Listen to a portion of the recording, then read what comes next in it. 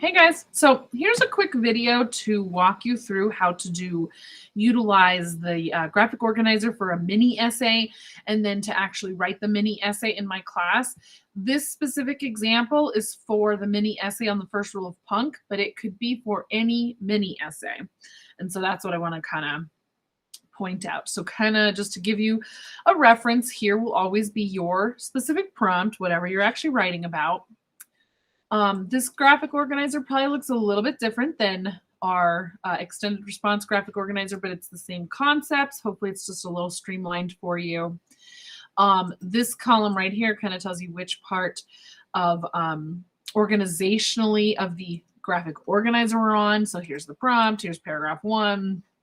You'll notice all of this is paragraph 1. Right here, okay, topic, sentence, explanation, the quote, the impact and the opinion. And again, this part, Malu's decision and impact, are specific to this prompt and would change for every single prompt I give you. So if you're doing a mini essay on something else later in the year, these will change. But what you write here is what would stay the same. Then paragraph 2 includes a transition, and then the same thing, explanation, quote, impact, opinion, and a conclusion if you're just doing a 2-paragraph essay, which most of you will be.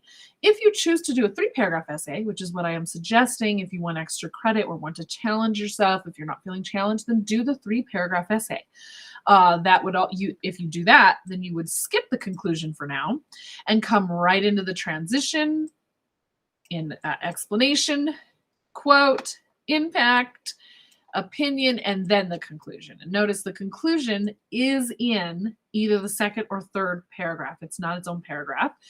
And then down here I have a transition bank. This is not part of your essay. It's just a transition bank. It's a guide. Okay, so in this case, I am going to write about Charlotte's Web again. But remember 2 things. 1, I have not read Charlotte's Web in like 12 years, and so I am making some of this up. Roll with it, okay? Roll with me on this. And 2, you are not writing about Charlotte's Web. If you write about Charlotte's Web or Charlotte or Fern or Wilbur, you're doing something wrong, okay? This is just my example, but I am rewriting my prompt to match your prompt in this specific case. Again, remember the prompt can change. The mini essay format stays the same, but the prompt can change. And so then here we have what we're doing. Here's my example, and here's where you're going to do the same work. So the prompt in this case is, in the first rule of punk by Celia C. Perez, Malu's decisions impact the plot. Select 2 or 3 of Malu's decisions and analyze how they impact the plot. The kind of cool thing, guys, is that plot is very broad. So remember that the plot is that whole roller coaster from the exposition to the rising action, which has setting. Well, the action setting is usually in the exposition, but conflict, character development, all the way up to the climax, then the falling action and the resolution. So almost anything could be considered plot. I've left it wide open for you, okay? So here's the prompt for my example. Select 2 or 3 decisions made by characters in the text Charlotte's Web by E.B. White and analyze how they impact the plot. Notice in my example, I'm giving myself some flexibility. It could be any character. So here's my topic sentence. You'll notice that my topic sentence is left justified, and it's got pink, blue, and red. That's what yours should have, right? You need to have pink for most of your writing, blue for the title, red for the author. So I restated and answered because that's what we do in a topic sentence. So in the text, Charlotte's Web by E.B. White, the characters' decisions impact the plot. Boom. I don't have to get into great detail about who does what and how that impacts what, because I'm going to do that below. I just need to say it does. And it's a pretty safe bet saying it does because my teacher, who's awesome, asked me about it. So it must be so. All right. So here's my explanation. And those of you who are might notice, some of you might be noticing, hey, she flipped the blue and the purple. And I did. You're right. This time for the mini essay, you're going to explain what's going on in the quote before you give the quote. Okay. So you're going to explain What is happening in the text leading up to the decision, right? This is about decisions. So what's happening in the text leading up to the decision? So again, when Fern realizes that her father is going to have Wilbur slaughtered, she decides to fight for Wilbur, even though she might get in trouble. Then I go into the quote. Of course, for you guys, it's Malu's decision, but I'm writing about Charlotte's Web. You can't do that, Pa, she says. And then here I have to write about the impact, because my prompt is, how does this decision impact the plot? So I must have the word impact. I must write about the impact and have the word impact or some form of it in this brownish writing. Okay, so first Fern's father gets mad at her for trying to stop him from slaughtering Wilbur. Notice that's not in the quote. I'm kind of giving more information related to it, and that's okay. In this type of writing, your quote should be the shortest part of the writing. I don't want to know what the book says. I want to know what you say about what the book says. That's awesome. Okay. So anyways, at first, Fern's father gets mad at her for trying to stop him from slaughtering Wilbur. He is not prepared to change his mind, and Fern's actions did not have an immediate impact. Ooh, look how I use the word impact. I might even bold it. And that's okay that they didn't have an immediate impact. I'm saying, how did they impact? And I'm saying they didn't have an immediate impact, kind of hinting to the fact that maybe later they will. Now, the pink is still, it's always been an opinion or related back to the theme or whatever. So it's a little bit different here. This one, it's just your opinion. So Fern's decision, this is my opinion, Fern's decision to argue with her father was brave because her father got mad at her. I don't have to have the word impact in there. I'm just clarifying some things. That's all paragraph 1. My first paragraph is going to be 1, 2, 3, 4, at least 5 sentences. Mine is actually 6, right? Because I have 2 sentences here. But if you don't have at least 5 sentences in that first paragraph, you did it wrong. Okay? 5 sentences. Let's even write that right here. 5 sentences, okay? At least. All right. Okay. Second paragraph. Okay. That's where you have a transition. And I would like you to stick to one or 2 words, not a full sentence like we've done in the past. Here's a transition bank. There are other transitions you can use, but honestly, I would prefer you try to stick with these. If you're going to do something that's not in this list, talk to me first, please. Okay. So I chose, however, comma, and then notice my explanation. I actually went out of my way to not capitalize the beginning of my blue explanation, because later, however, is going to be joined with this sentence. Okay. So I either have to change this to lowercase now or later. So I just did it now. So however, and then I'm going to explain what's leading up to my next quote. While Fern's pleading with Pa didn't help, Charlotte did have a plan. So notice how I used the word however, because I am contradicting something I said up above. Fern tried something. She made a decision to try something, and it didn't impact the plot. So because Charlotte's decision is going to impact the plot, then I have to say a however or but or some sort of like contradiction word, okay? So however, while Fern's pleading with Pa did not help, Charlotte did have a plan. And this, again, is why it's okay for me to have my first paragraph about a decision that didn't impact the plot, because it's related to one that did, okay? And then here's my quote. We will save him. Charlotte said that. We'll pretend she said that, okay? And then the impact, Charlotte decided to spin a sign to make Wilbur unique. The impact, whoopsie. The impact of that was that, oh, I didn't finish this sentence. Was that Fern's father didn't have Wilbur slaughtered. Notice I didn't say him. I didn't say didn't have him slaughtered, because if I don't know what I've read, if I don't know what you've read, I don't know who him is. Okay, also I should say spin a sign out of silk, because again, if I don't know what you've read, I'm like, spin a sign, what do you mean? Okay, because I don't know if she's a spider. And then my opinion, Deciding to spin a web to make Wilbur famous was a very smart way to keep Wilbur safe. Whatever. Okay. And then my conclusion. Did I just skip an entire paragraph? No, I didn't. Okay, congratulations to me. Okay, so I didn't skip an entire paragraph because I'm not going to do my conclusion because I'm going to go ahead and get that extra credit and go for the third paragraph. So skipping that.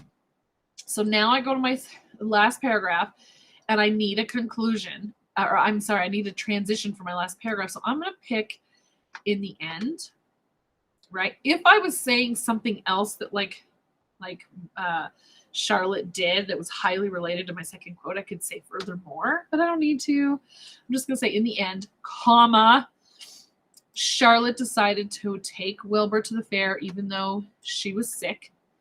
Notice Charlotte's capitalized even though the red and the blue are going to become one sentence, but that's because Charlotte is a proper noun and it has to be capitalized no matter what. Okay, so I'm explaining what's going on in the text leading up to this quote. And then here's Wilbur says, "You aren't coming back." Oh, so sad. So when everybody starts crying. And now I need to explain the impact. Charlotte sacrificed her health in order to continue her plan of making Wilbur famous. This impacted Wilbur by keeping him alive. Again, it's a decision, and I'm explaining how it impacted the plot. Well, Wilbur staying alive is part of the plot, right? Finally, my opinion, Charlotte sacrificed herself to save Wilbur, which shows how loving she is. So, okay. Anyways, whatever. Now I need a conclusion. Notice it will be part of the last paragraph, whether that's 2 or 3 for you. And the main thing, again, we're still going to work more on conclusions, but basically don't introduce anything new, right? And you want to use words and phrases from the prompt in your conclusion. So in conclusion, comma, both Fern's and Charlotte's decisions impact Wilbur's life. Notice I said the word decisions and the word impact. I used 2 of the main verbs or 2 of the main words from the prompt. That's what you need to do. Don't introduce new information and use words from the prompt. Okay, so now what I'm going to do, last but not least, is I have spent all my brain power creating this, filling out this graphic organizer. So now all I have to do is copy and paste to make a 2 to 3 paragraph essay. So I start with my topic sentence, and this is what you'll do. Notice it even says there's a big old arrow pointing down, and this is copy and paste in this order. That means down. Go down and copy and paste. So I'm going to start here. Topic sentence. We know the topic sentence always goes at the top for the topic sentence. Everything is already left justified. I do have to make sure I indent. I did. And then I'm just going to keep copying and pasting, moving on down the line. So then there's this. So this one should go multicolored. The new pattern is multicolored, blue, pink, brown. No, blue, sorry. Blue, purple, brown, pink. Right? Blue, purple, brown, pink for the first paragraph. Okay, dot. Okay. Beep. And I know you know how to do this, but I'm going to show you anyways because I don't want you to get confused. If you're like, hey, I know how to copy and paste, then skip this part. But don't skip this part if you keep getting told, hey, this doesn't look right. Then stop and watch this. Because if it doesn't look right, it's your job to make it look right. Okay? So, beep, boop, pop. Maybe someday I'll figure out how to like edit my videos so I can like fast forward through this kind of stuff. If any of you know how to do that, let me know, y'all. Okay, so that's the end of my first paragraph right here.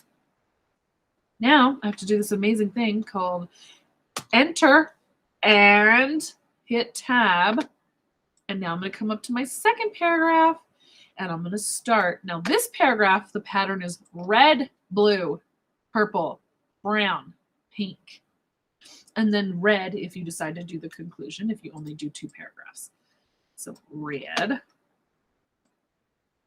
So I'm going to start red and then here I come to copy all the work. Okay. This is the most riveting thing you've seen all day whenever you're seeing this. I know that. Okay. And again, you know what you're doing. You do not need to watch this whole thing, or watch it like in time and a half. That might be kind of fun. See how fast I can talk and if you can understand how fast I talk. La, la, la, la, la. I am just copying and pasting. And I'm being kind of silly here, but oh, did you notice that? Notice that, by the way? I had to. It did not put a space after that. So I had to put one in to show my teacher that I understand that there are spaces between sentences. Kind of crazy, yeah? Okay, so here's the end of my second paragraph. Again, if I was deciding to only have 2 paragraphs, then I would need my concluding sentence right here. I, however, am going to go for that third paragraph because I'm awesome. And so I'm going to go up here, and that third paragraph is also going to be the pattern of red, blue, purple, brownish orange, pink, red. Okay. Now, I am kind of being silly and singing while I do this, in part to show you 2 things. One, that it's so easy and mindless that you can literally sing to yourself while you do this, right? Once you have actually completed this graphic organizer and really gotten it perfect, your work is pretty much done. The hard stuff's done. The heavy lifting is done. However, you do need to take the second step, the last step of cutting and pasting, copying and pasting all this. And you should, you do need to pay attention to the details of making sure. See, look, again, after that quote, there's not an automatic space. You need to add it in. If you don't, you will lose. You will not get a 9 if you don't do that. Okay. While I'm talking, I just lost my place. You will not get a 9 because it shows, it doesn't demonstrate to me that you know there are spaces between sentences, which is kind of silly because, of course, I know you know that. So really what it demonstrates is that you're not slowing down and taking the time to do something pretty basic. Okay? There you go, y'all. Look at that. Okay, so that's what your mini essay will look like. At least this much, and this much if you are super cool and doing the extra credit. Then you will do your mini essay down here. Make sure you indent and do not start it up here. Don't do it. Don't do it. Don't do it. Don't do it. It needs to start on its own line. Okay? All right. I hope you thoroughly enjoyed this video. Have a great day, y'all. Bye.